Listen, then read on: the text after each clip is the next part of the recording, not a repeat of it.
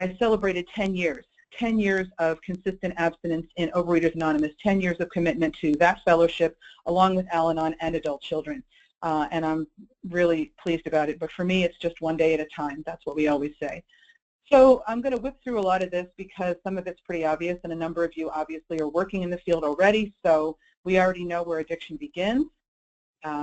Certainly it's about peer pressure, it's about family, it's about a lot of different things, life stressors. People see addiction as a treat or a reward. Addiction cuts across all modalities, all socioeconomic factors, all genders, age, religion, race, doesn't really matter. Why does addiction continue? Patterns of behavior, once formed, it takes at least 3 weeks to unform due to psychological and sometimes physical dependency issues. That can be nicotine, caffeine, heroin, many of the other ones. Sometimes it's not necessarily physical dependency. Psychological dependency is pretty powerful stuff. You know, if we're spending 70 to 100% of our time thinking about the addictions, it's a 4-part process.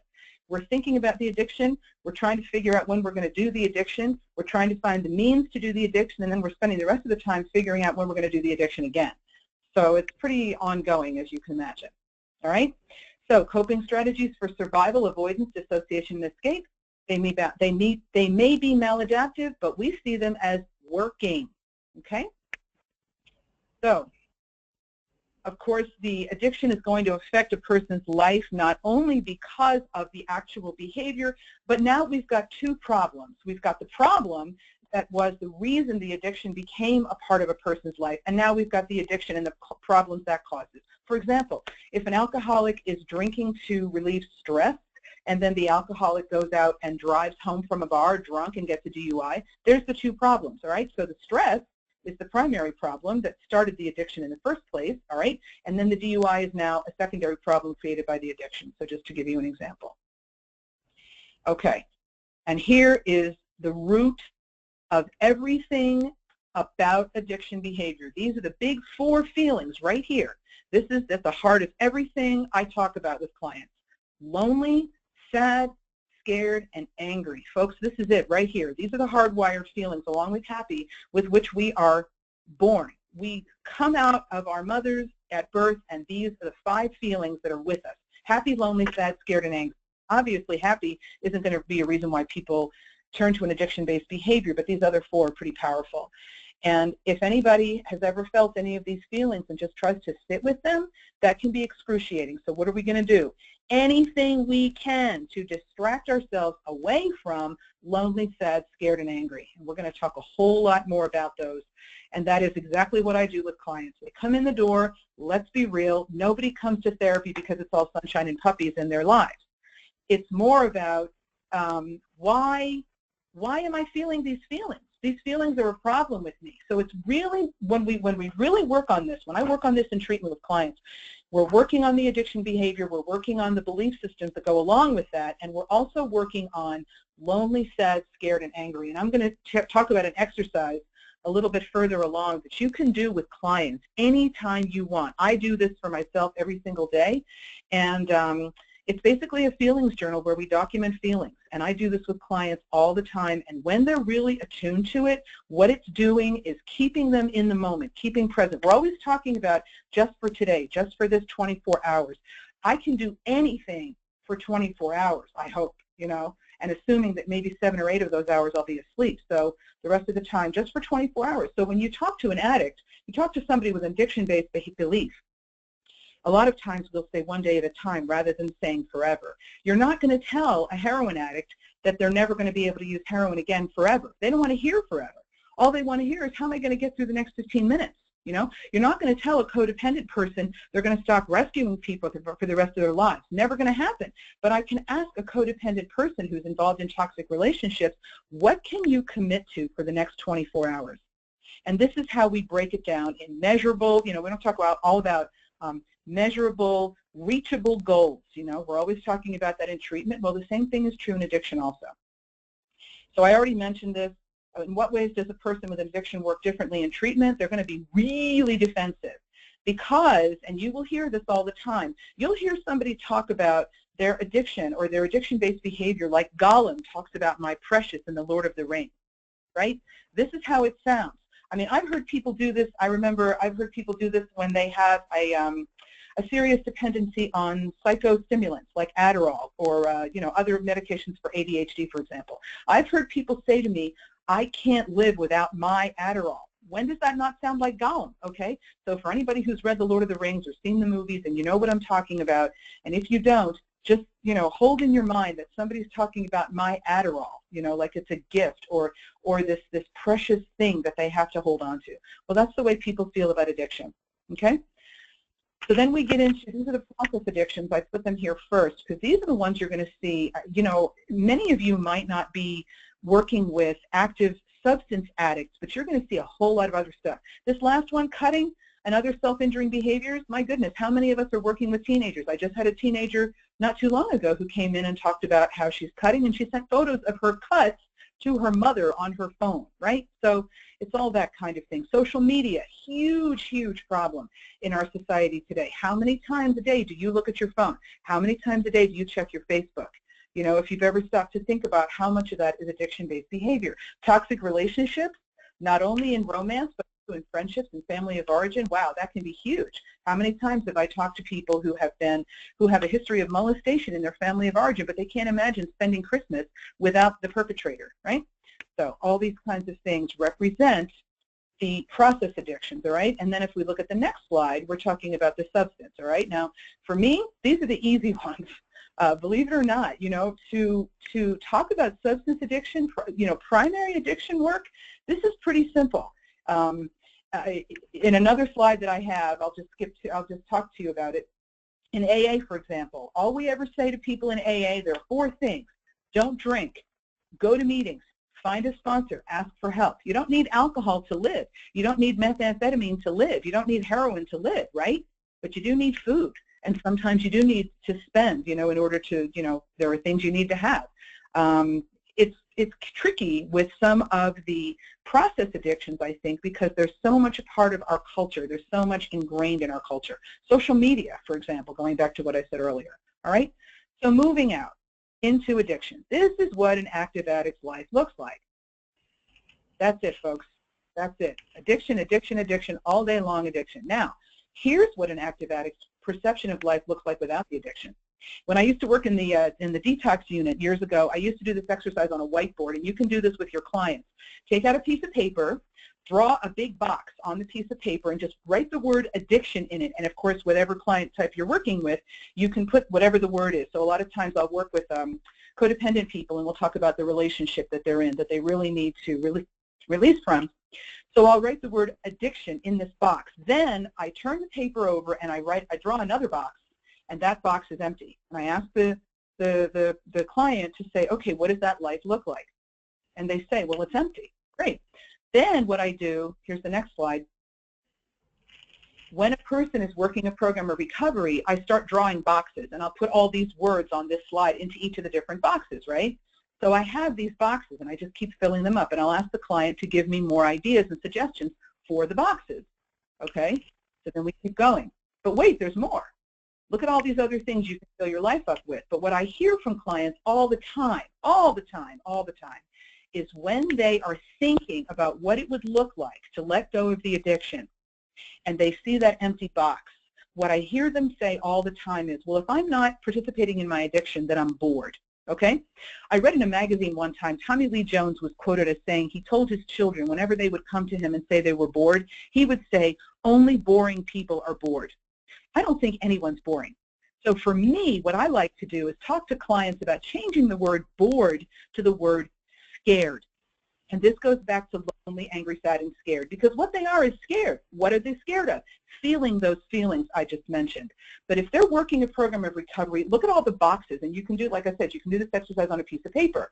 So you draw the first box, you put the word of the addiction in it, you draw the second box, that's the empty box, right? Then you draw another piece of paper, use another piece of paper and draw a lot of different boxes and start writing these different things on from these slides, right? And you can add as many, the list goes on and on. You can do as many as you want. Okay, now getting into what AA is all about. So people are always asking, well, you know, where's the evidence-based practice? We're always talking about evidence-based practice, all right? Look at this. Bill Wilson and Dr. Bob Smith met in the 1930s, okay? Since the 1930s till today, 2017, AA has never gone away. To me, how much more evidence do I need than that? You know, and if anybody needs to ask any other questions, all right, so I'm living proof. When I went back to the rooms, when I went back to 12-step 10 years ago, they were still there. They'd never gone away. I chose to leave. That was my decision because I'm a card-carrying addict, and I don't want to do it, you know, somebody else's way. I think I can do it my way. But the bottom line is, AA has been around since the 1930s without any break, without any deviation. It's just been growing and growing and growing. And it's all over the world. Right now at noon, somewhere in the world, in a million different places, there are meetings happening right now in all the different fellowships, not just AA. If you look online, if you just go online and you just say AA Denver, just Google that, the website will come up that gives you a list of meetings starting as early, I think, as about 5 in the morning. And there are meetings all day, all the time, until about midnight around here, just in Denver. Denver may be a pretty big party town, but it's a really strong AA town, too.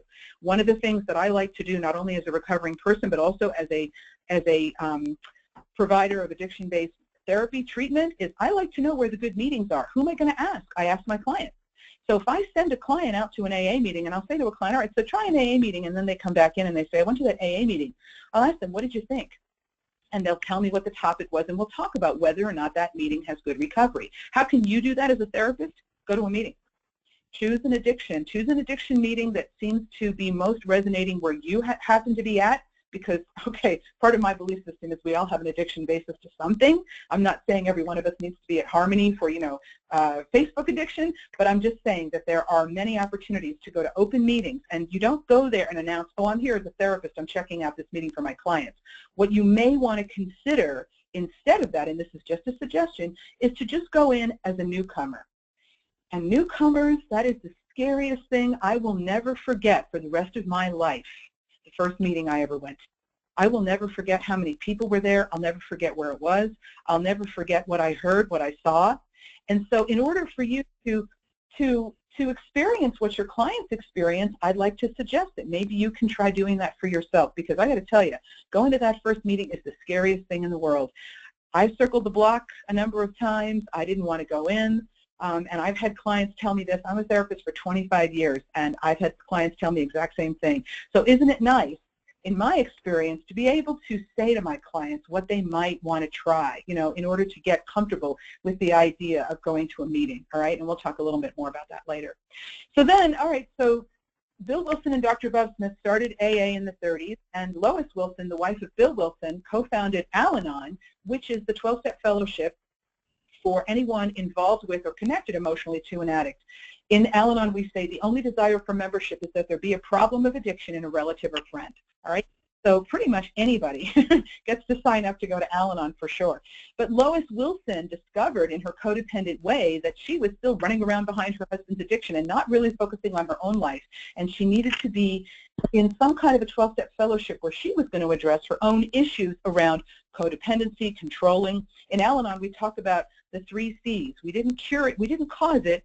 We can't control it, and we sure can't cure it. We also talk about the 4 M's, as in Mary. There are 4 M's of Al-Anon: mothering, manipulating, managing, and martyring. How many times have I met a client who is actually the rational one, even though they're the alcoholic, but their spouse comes in, or their children come in, or their parents come in, and oh my goodness, the parents or the spouses are like, they're screaming at me, fix this person, and no, and then I'll say to them, well, you know, you may want to consider going to Al-Anon. Oh my God, they're going to jump all over me. I just had a phone call last week from a potential new client who told me that their spouse is a sex addict.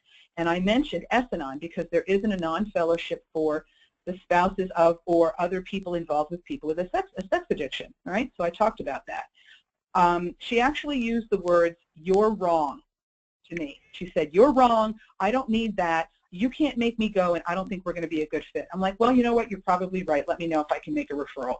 That whole thing, I get that so much, you know, but when people, if they choose to stay the course and, you know, choose to stay working with me, if they get to a meeting or they get to maybe more than one, we always say try 6, you know, 6 different ones to see if it's for you. Once they get there, the change in the tone, the change in their adaptability, their reasonability, the change in their willingness to discuss what can happen if they are having the support they need. So I'm much about why Al-Anon and Alateen and S-Anon and all those kinds of fellowships are equally as helpful for the families of, or the spouses of, or these other, people who are involved with the addict to get their own help and their own support. Okay? So continuing on, here's just a partial list of some other anonymous fellowships. I couldn't believe it. When I started looking it up to design this presentation, there's just so many. I mean, this is just a few. Clutterers Anonymous, there's a Hoarders Anonymous now. There's Debtors Anonymous, that's been around for a long time. Food Addicts Anonymous, GA, there's so many, just goes on and on. And each specific kind of, this is a good one, NAIL, Neurotics Anonymous, for recovery from mental and emotional illness. I'm grateful to know that there is a 12-step program for people with those kinds of issues, all right? So there's so many. Online gamers, this is huge. I don't know if you know this, but we think of gaming as an issue in this country. In the Far East, there are treatment facilities for people with gaming addiction. And that's starting to come to our shores as well. We're starting to see more and more gaming addiction is becoming a real issue. I have clients that I'm working with who are teenagers, and we need to limit the games, and we need to talk about the raging and the withdrawal symptoms that go on with these kids, that they're talking about, what am I going to do if I can't play my games? So it's definitely real, all right? So continuing on, this is just a partial list again, and you can always look up any of these websites and find local meetings. With our technology, which is really wonderful, we now have telephone meetings as well, and there are online meetings. I participate in telephone meetings myself for the sake of time management. Telephone meetings are just like a conference call, just like this one. You call in and there's a PIN code you dial in, and then it's just a format. There's a moderator, and you follow a script just like you would in a face-to-face meeting. And what's wonderful about it is sometimes for people who are really reluctant to step into a meeting face-to-face, I have another tool that I can use as a therapist. And I'll say, for example, Overeaters Anonymous. I know where a couple of the really good OA meetings are here in the Denver area, but I've got clients all over my caseload talking about, I can't go to OA, I'm too ashamed to go, I won't go. Fine. What would you think about doing a phone meeting?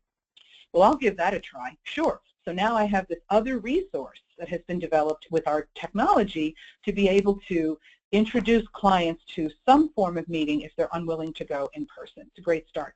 So here's the 12 steps, all right? And I think a lot of us know them all by heart. I certainly do, but they're easily accessible online, and there are a lot of exercises you can do with your clients around these 12 steps.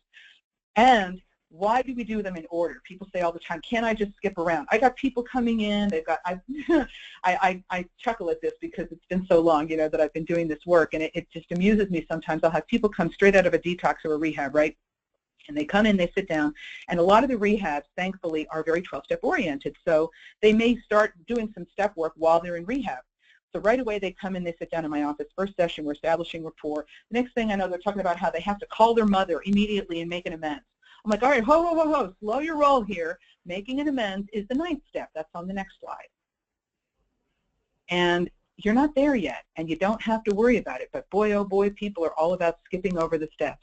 They want to get right to the amends. They want to, apologize for stealing someone's car. They want to apologize for all the wrong they did, et cetera, on and on and so forth. And what I say to people all the time is, take a pause, take a breath, and let's just do the steps in order, right?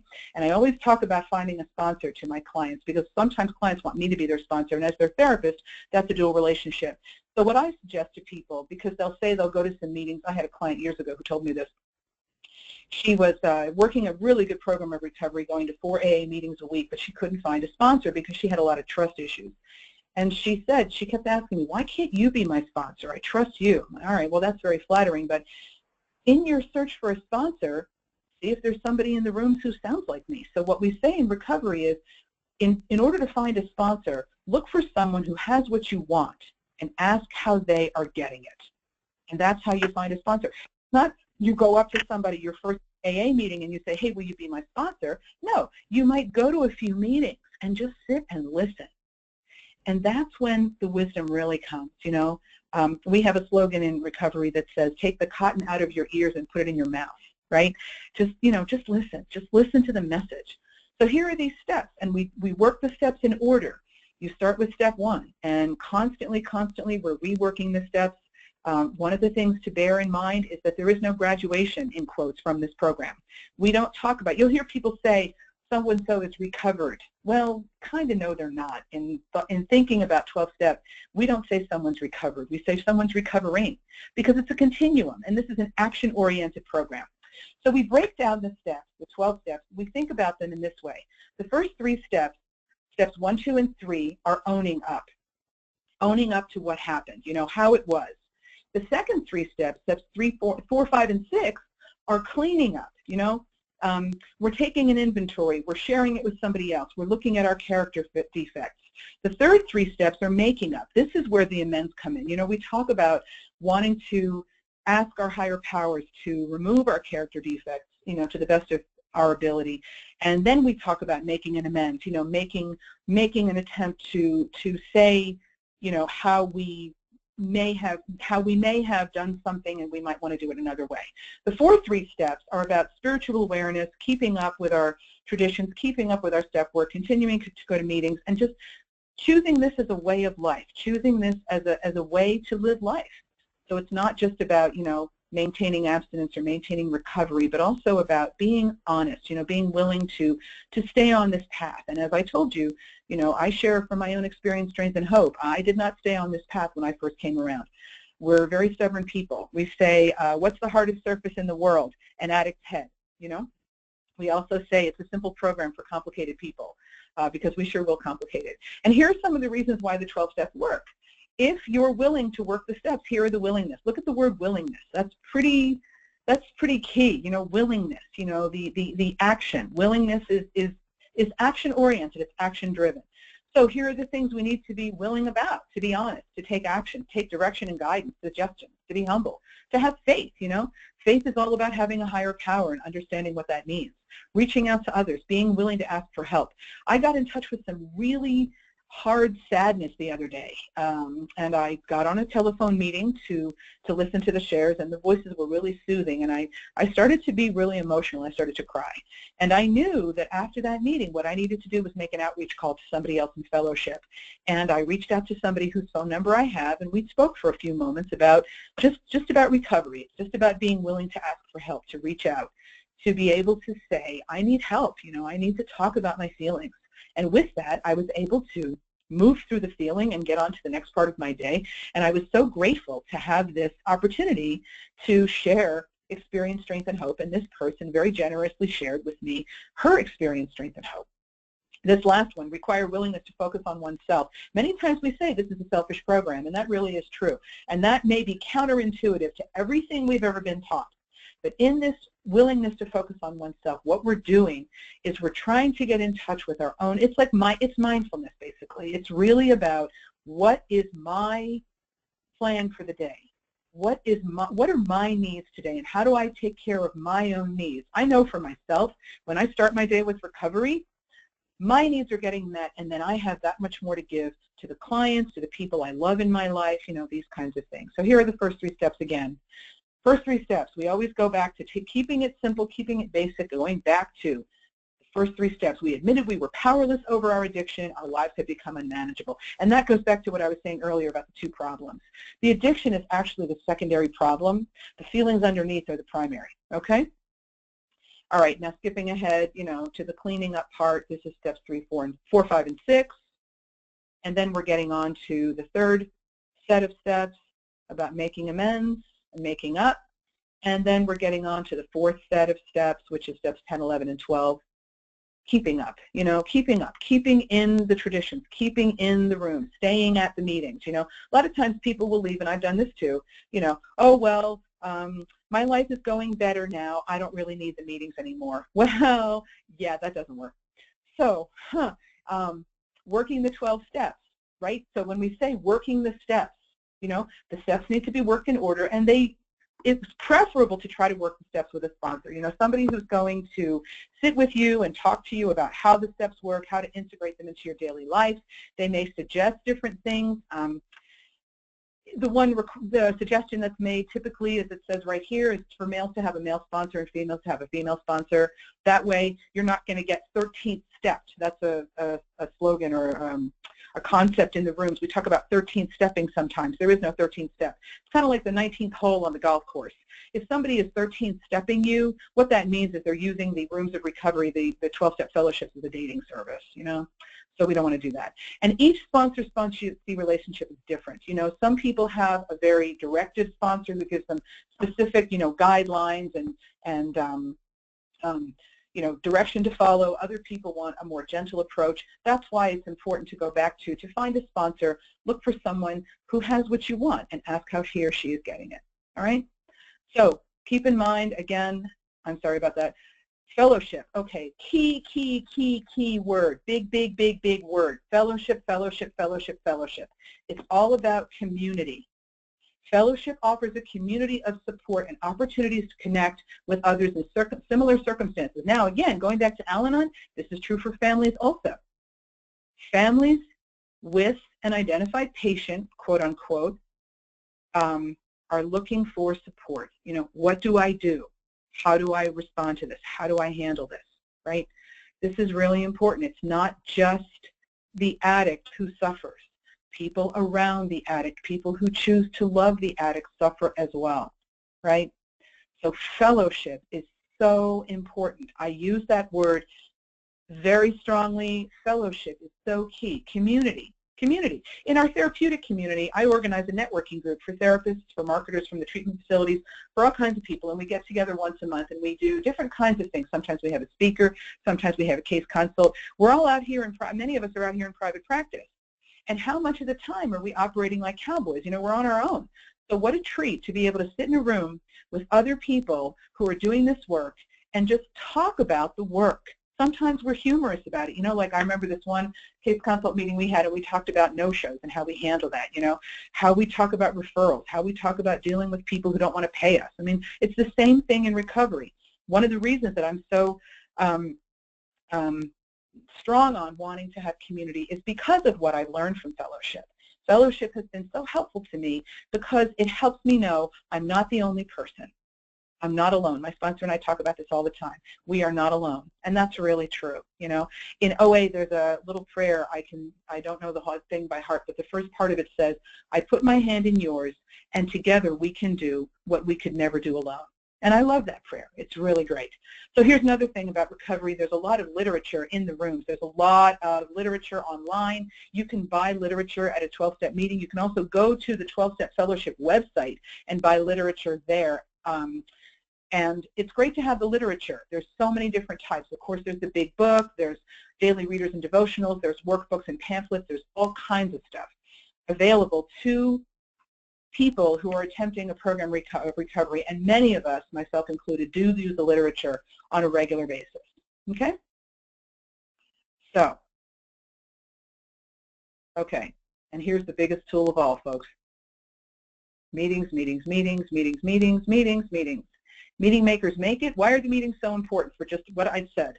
You sit in a room, like I said, I'm never going to forget that very first meeting I ever went to, where I sat in a room in a hospital cafeteria with 100 other people. They had to pass a microphone around. And this is my first meeting, which was years ago in '91. Think of how long ago that's been, and I still remember it. I remember what the speaker was wearing. I remember how her voice sounded. There's that whole opportunity to keep hearing the message. In recovery, we say, I'm a slow learner and a fast forgetter. I need the message repeated a lot, right?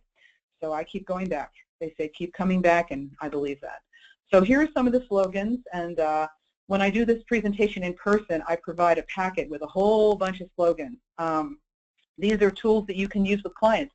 An exercise that I like to do is to give out give a client some slogans. Or actually, sometimes what I'll do with a client is I'll tear up the slogans into little strips of paper because I have them all printed out. I do this when I chair slogan meetings in recovery, and I do this also when I do the face-to-face presentation of this 12-step thing. So anyway, what I do is I put all the slogans torn up into pieces of paper in an envelope, and I pass around the envelope, and everybody chooses a slogan, and then they share about it. And for those of you who are going to come hear me speak in person at Harmony on April 12th, we're going to do a version of this because it's really fun. And I also talk about God, a higher power, in this presentation, because what I'll say is, whatever slogan your higher power meant for you to have, that's why you chose the one you chose.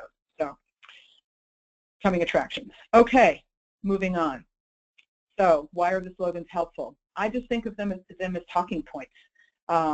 It's part of the language of recovery. You know, we have a language, we have a dictionary of terms, we have definitions, and the slogans just go along with that. I can think of so many slogans that I like so much. One of my favorites is, don't quit before the miracle happens. I hear that all the time. Keep coming back, keep it simple, you know. The elevator is broken, use the steps. There are so many. And I just would love to share them all with you, but there's not enough time. Okay, let's get to the part where people, I promise you this is a true story. Just a few weeks back, sitting with a client, and they were telling me a story about a friend of theirs that was asking them if they would go to an Al-Anon meeting to just experience what they're experiencing. And the person told me exactly these three things. I'm not even kidding, verbatim. These three things. It's a cult, it's a religious organization, and I'm not the addict, so I don't need to attend meetings. This applies for people who are trying the non-fellowships or resisting the non-fellowships. Okay. No, it's not a cult, right? It's not a cult. It may seem like a cult to people because they hear people chant or they hold hands, but 12-step fellowships are not in the business of mind control. And if anybody has worked with any people who've been in a cult or has worked with anybody who's done cult research, there's a whole lot of different things that have to do with cults that are not true in recovery. You know, cults are not asking you for money. They're not asking you to bring more people. Cults are not about, it's a program of attraction, not promotion. So people in 12-step are not going out there and beating the bushes like the Moon Unification Church, if anybody's old enough to remember that one. I've been approached by people in cults to join their cult. Big difference, that's all I'll say. So, you know, it's not a cult, I promise.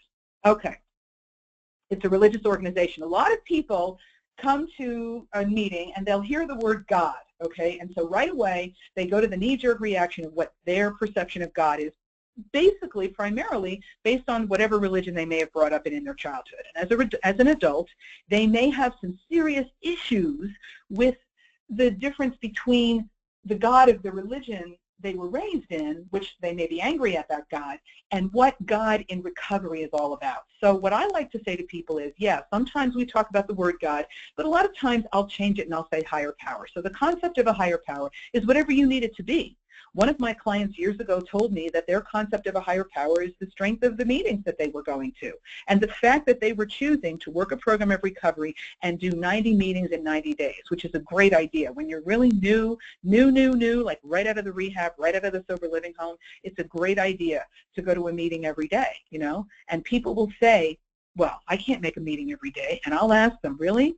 Did you have any problem going to the bar every day?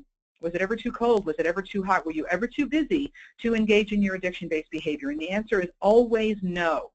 Okay, so do you have enough time then to devote to recovery the same amount of energy you devoted to your active addiction practice? And, you know, oh, yeah, okay, I can do that. All right then, so we can try 90 and 90. But the concept of a higher power really jams people up.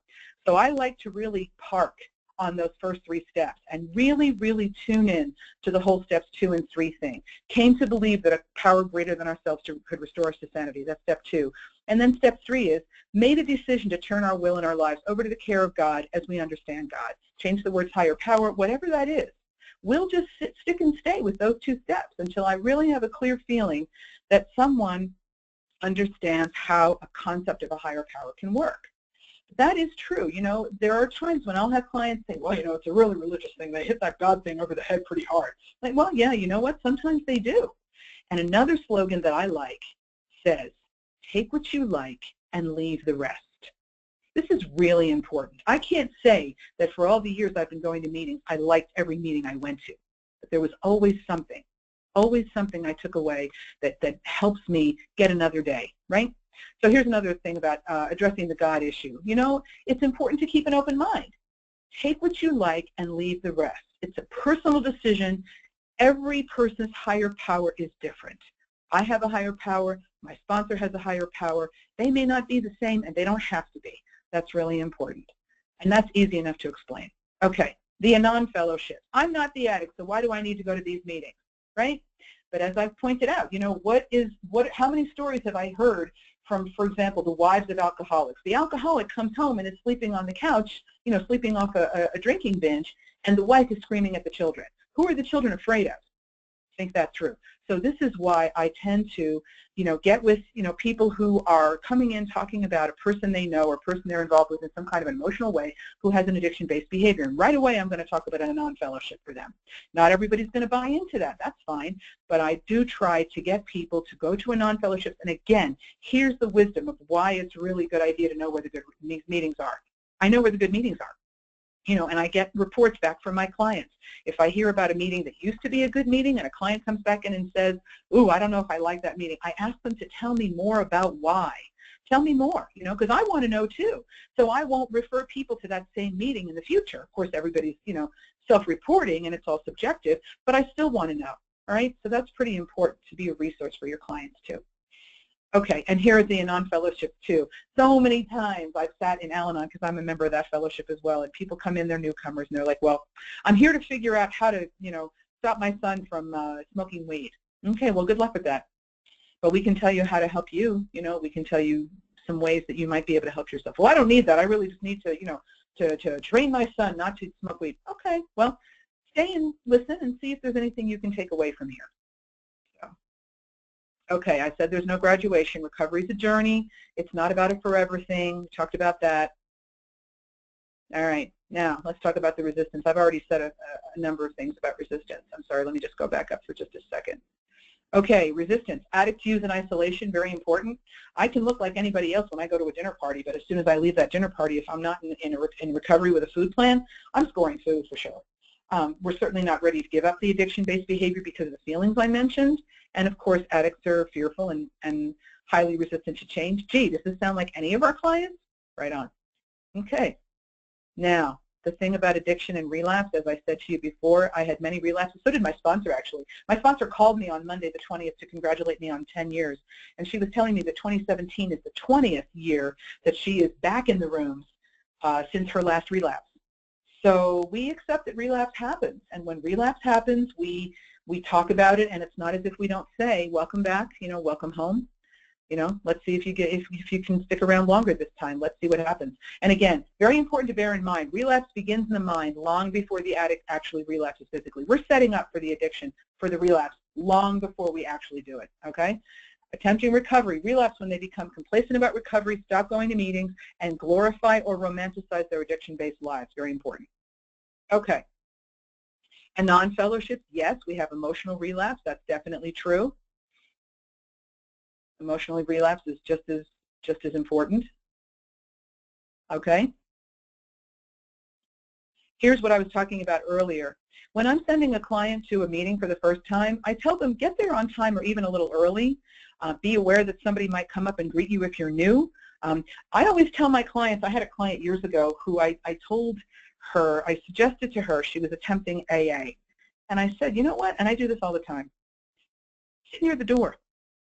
Sit near the door. Choose a seat near the door because that's your escape route. If you're really feeling squirrely about it or you're really feeling uncomfortable, sit by the door. And then just see if you can just stay inside your body and stay for the duration of the meeting. But as soon as the meeting's over, book out of there if you need to, It's not important what you hear or how you behave. It's important to just stay connected. That's so, so important. Now, as people stay with it, and they keep coming to meetings, I always say, there's a meeting before the meeting. That's when people come early and help set up the chairs or put out the literature and chit-chat for a few moments to get comfortable, to get to know each other. And then there's the meeting after the meeting. When I first moved here 6 years ago from Pennsylvania, one of the first things I did was connect to the recovering community. And I remember going to an Al-Anon meeting, one of my favorite ones that I tell everybody about. And after the meeting, I remember I was maybe there for maybe the second or third time. And I just walked up to a group of people. There were 3 or 4 women talking, and they just, in the tradition of fellowship, which was very nice, they opened the circle to include me, and they said welcome, and I just sort of listened. I listened to what their conversation was, because obviously they all knew each other, but that's what we do, try to get comfortable with the idea of just, standing and observing. 9 times out of 10, someone's going to say, hey, really liked what you shared, or, are you here for the first time, or is there anything we can do to be helpful to you? That's been my experience, and those are my favorite meetings, of course. Newcomers are the best people we know. Okay, so when we're managing addiction and addressing it in treatment, obviously, if we're becoming aware that addiction or compulsive behavior is causing disruption, we may need to reorient, and the addiction becomes the first priority. I can't do other work if, you know, we're having an addiction issue, we've got to figure out a way to create some boundaries around that addiction issue. And once we know, or once I know that the client is engaging in addiction, you know, addiction-based behavior, we're going to try to look at a 12-step resource to address that before we can proceed with whatever the other presenting problem was, okay?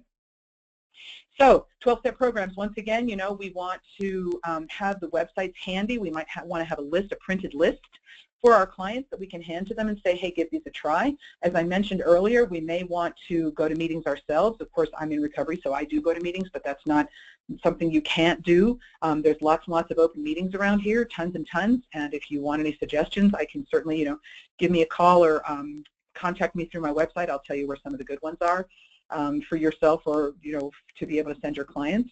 I like to have newcomers packets available sometimes. All the fellowships have them. And sometimes you can pick up a couple if you go to a meeting yourself and hand them to your clients, and then they have some more information to read. I have mentioned this earlier. Ask clients for self-report about their experiences and make the meeting information a part of the treatment session discussion, okay? You may want to incorporate step work, and I have some handouts for that. What I want to do is I want to jump to an exercise at the end that I talked about earlier. I've already given you a couple of exercises to work with, and these are all, this is just bibliography stuff. Here's a partial list of the meeting website. This is good to have, like I said. There are some films that are really good. My Name is Bill W. is terrific. That was a TV movie years ago that won a lot of Emmys with James Woods and James Garner as Bill W. and Dr. Bob Smith. Thanks for sharing. Great movie about sex addiction, clean and sober, cocaine addiction, 28 Days, Sandra Bullock, about being in treatment, Rachel getting married, Anne Hathaway. Very good movies. All of these are just, can't recommend them highly enough. Okay, this was a gratitude exercise that we do. Here's the feelings journal exercise I was telling you about. Okay, so in this feelings journal, and I do this myself every day, we're talking about lonely, angry, sad, and scared. These are the feelings that we're trying to avoid. So what I do is I have a regular journal where I write about the week and that kind of stuff, but I also have this feelings journal, and I create a conscious awareness and decision to do this every day. And you can do this with clients of any kind, but it really speaks to where you're getting to the root of how addiction-based behaviors are happening and why, okay? So we want to have a way to honor and value the feelings, all right, so that they're not ignored or neglected or stuffed down. For each day of the week, take a few moments to write down what feelings you woke up with and say a bit about what might be driving those feelings. Talk about how it sets the tone for the day. Also talk about the feelings again at the end of your day and how the day went with regard to feelings. Here's what it looks like, okay? Here's the example. So this is what I do. I keep mine on a thumb drive because I'm a faster typer than I am a longhand writer, but people may want to do it longhand. People may want to do it as a note on their phone, but I do this throughout the day. I do this throughout the day because I am aware, being in recovery, if I'm not going to put my head in the refrigerator, then I'm going to have feelings, because that's what recovery is about, is identifying and staying with the feelings. And the bottom line is I'm going to want to be documenting my feelings so I don't ignore them and so I don't eat over them. So as I told you the story of being sad, that's really important. You know, I didn't eat over that. I stayed abstinent over that, and I still had the feelings of sadness, and then I reached out for help so I could do something about it, you know? Okay. This is another worksheet exercise where we take apart the 12 steps and we write them all down, and then you have questions that you ask your clients about each of the steps. You can do this with clients for sure. I have it all put out here. I also have in this packet, when I do this presentation in person, I hand out a packet that has a lot of these worksheet exercises for you to use with your clients. You can request that of me if you would like it.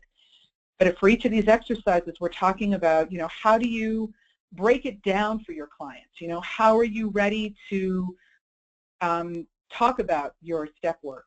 Made a list of all persons we had harmed. I'm going to skip ahead here to another one. Let me see here. Okay.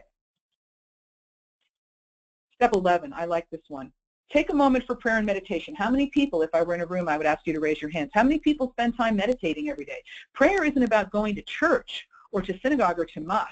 Prayer may be something simple as saying the Serenity Prayer every day, you know? Or another prayer that you know, some kind of mantra, some kind of way that you have of connecting to something larger than you. For a lot of my clients, I like to use the example of the Force, going back to higher power. I like to use the example of the Force in Star Wars. And I remember in that very first movie, at the end of the movie, when Luke is going to destroy the Death Star and he's flying his plane into the Death Star, and there's that moment where he's got his hands on the controls, but for a moment he closes his eyes and he hears Alec Guinness's voice, Obi-Wan Kenobi's voice, saying in that British accent, "Use the Force, Luke," and he closes his eyes and he pushes the button, and of course his bomb, goes right into the payload, and boom, the whole Death Star blows up and he leaves. To me, that's a little bit about what the Force is like, what the higher power is like. I apologize. To me, it's really about something larger than I am, something that I can point to or think about or, turn over or just be aware of, okay? So take a moment for prayer and meditation, asking for knowledge of higher power's will for you. What did you discover? Okay? So that's something else to have. Now, Adult Children Anonymous, I want to just spend, 2 seconds on this. Adult Children Anonymous grew out of Al-Anon, and it used to be called Adult Children of Alcoholics. But what it ended up happening was the Adult Children Anonymous morphed and got larger and turned into ACA because people can have 12-step orientation or addiction-based behavior when they come from a family where an addiction or other family dysfunction is present, such as molestation, such as rape, such as abuse of other kinds, physical, sexual, emotional, right? So ACA is a very good fellowship as well. There are laundry list traits that go along with being an adult child, and these are some of them. So I have this in the packet as well. I just wanted to review these with you, because these are very codependency-based traits, okay? And then here's the codependency quiz. Once again, if you want this from me, you can request it. I will try to get you a copy. This is something really good to do with clients. I also like to recommend Melody Beattie's book, Codependent No More. A wonderful book. She writes from somewhat of a 12-step perspective and orientation, and I like to talk about codependency with a lot of my clients, whether they are the addicts themselves or whether they are the family or friends or spouses of addicts, okay, and their answers are in there as well. Okay, this is just another little handout that I have about one day at a time, the idea of some of the principles of 12-step, and then I also have the principles in here. Okay, so how about, there's so much more. I could go on and on all day, but I only have 5 minutes. So how about if we move to questions? Would anybody like to ask any kinds of questions of me right now? So Valerie, we're going to see if we can get some questions to come in right now, but I did have a question specifically Sure. about, as you integrate this 12-step concept into a residential treatment, what I'm finding is that there's a lot of residential treatment programs that are hiring clinicians who have strong mental health but very little 12-step backgrounds.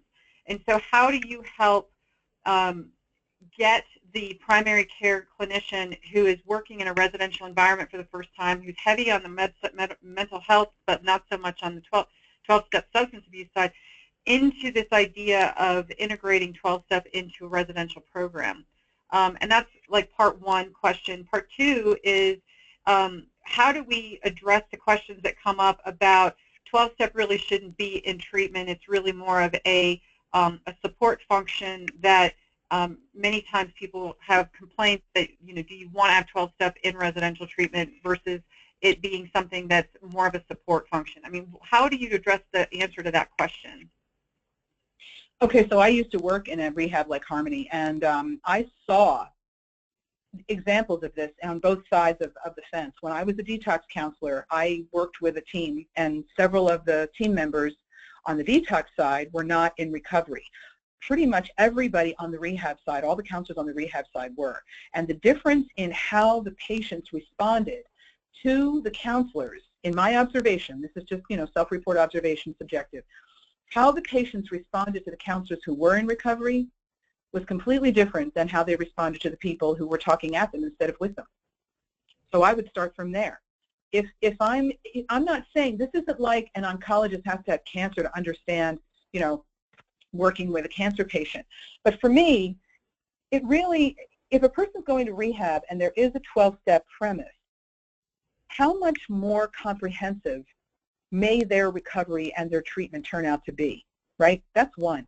And the second thing is, going back to the first part of your question, you don't have to make it a requirement for clinicians to go to meetings, but I don't see why it could hurt, right? So if a clinician is not necessarily in recovery, again, it's about knowing your resources in the community. In fact, up by Harmony, I was to this meeting one time. Harmony takes clients to the Fall River meeting in Estes Park, and that is a wonderful meeting. I was there on the last Monday of the month one time when they give out chips, and a bunch of different people come from a bunch of different fellowships, and I know that a number of people who were at the meeting that night were counselors at Harmony, and I think it's so cool to be able to have this resource right in your backyard, that you can go to a Fall River meeting. I mean, sometimes all it takes is a little bit of fellowship within the treatment facility, one clinician to another, to say, hey, you know what, it's not a requirement, you don't have to go, but hey, this coming Monday night there's this really good meeting in Fall River. How about, staying after work and we'll go together?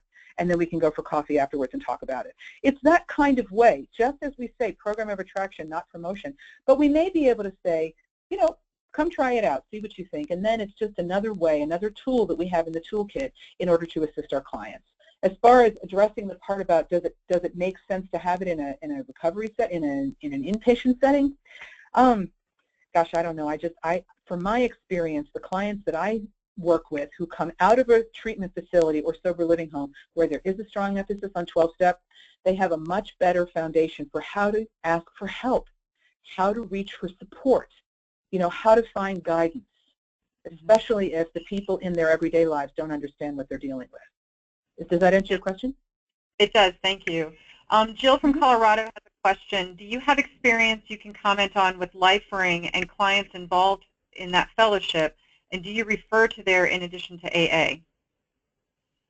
I'm not real familiar with Lifering. I know what it is. I do recommend sometimes, because I do have a number of clients who are Christian focused, and in the Christian churches, they have taken the 12 steps and kind of co-opted them a little bit, I'm not saying that in a negative way, into something called Celebrate Recovery.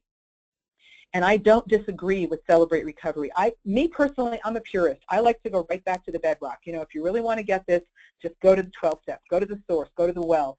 But I do understand that many other programs have taken pieces and parts of the 12 steps, principles, traditions, steps, all that kind of thing, concepts, warranties, and have put their own spin on it. I don't disagree with that. There's something for everyone. At the end of the day, what I have found, again, after 25 years of working with addicts, is at the end of the day, people wind up where they belong, where they need to be. And if they're going to get something they can get, and they get what they need, that's the most important thing. Does that answer the question? Yes, it does. She said thank you. A quick question.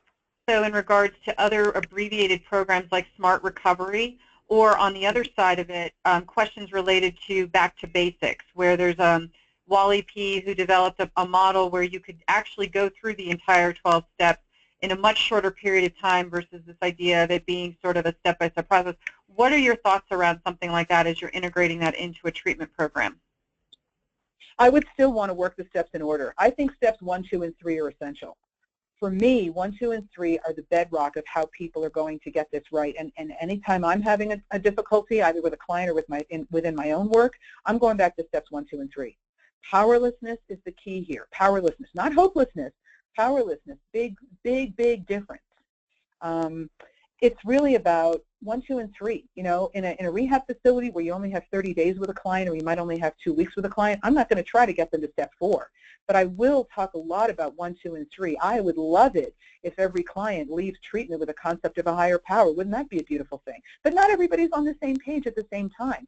Even if I can get a client to talk to me about powerlessness and what that looks like, and there are so many good exercises just around powerlessness. Powerlessness, gratitude, hopelessness, all those concepts kind of work together. And when people go to rehab, they're pretty much on their knees. They've been brought to their knees by their addiction. So why not start with the powerlessness place?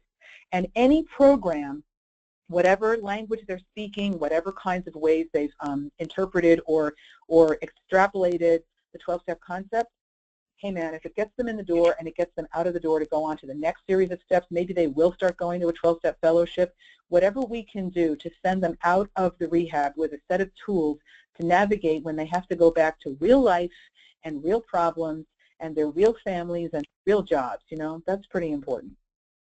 Does that help? Well, it does. Thank you so much, Valerie, and we want to thank all of you who've had the opportunity to spend some time with us today. Valerie, if you want to skip to the end of your deck so that people have a chance to see how they can get in touch with you, that would be great. In the meantime, for those of you that were on the call today and a part of the webinar, we will be making this webinar available to folks on our website, so you will be able to get access to the deck. Additionally, we will be providing you with copies of, with certificates of completion. You should be receiving an email with an invitation to complete the evaluation. Yes, someone's just asked if the slides will be available. Valerie, you're comfortable with us sharing these slides? You know, we can talk about that afterwards, and I can make a decision about that. Okay. Sounds good. And for the next webinar series, we are scheduled for April 26th, and we have Sandstone Care, Mary Margaret Broad, who's going to be talking about integrative medicine with an adolescent treatment. We're really excited about the launch of our webinar series. We want to thank Valerie again for helping us kick this off. If you all have any additional questions, or if you would like to learn more about what we're doing here at Harmony Foundation, please don't hesitate to look us up at harmonyfoundation.com, harmonyfoundationinc.com, or you can call at 970-586-4491. Thank you, Valerie, and thank you, everyone else. Absolutely. And if people want to get in touch with me, the link to my website is at the bottom of every slide. It's www.bodymindandbalance.com. That's the best way to reach me. You can contact me there. And the and is AND. Anything else I can do?